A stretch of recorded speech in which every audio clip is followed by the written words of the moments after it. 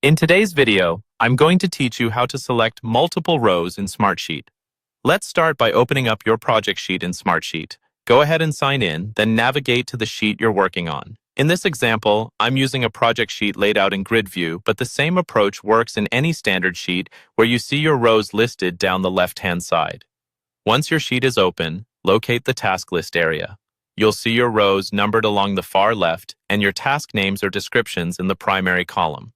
We're going to focus on a couple of specific tasks first, just so you can clearly see what's happening when multiple rows are selected.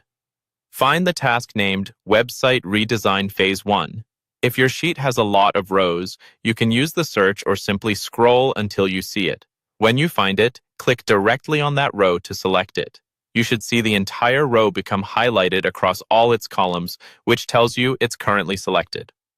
Next, look for another task called Database Migration. Again, scroll or search within the sheet until you locate it. Click on that row as well so you can see where it is in relation to the first task you selected. These two tasks will serve as visual markers for understanding how multi-row selection works.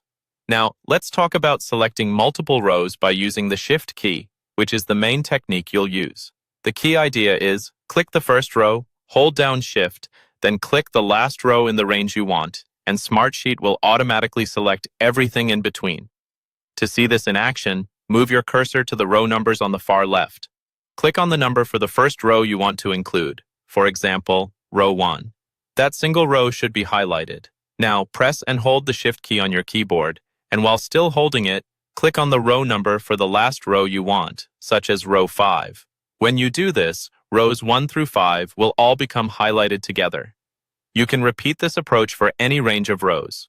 Click the starting row number, hold Shift, and click the ending row number.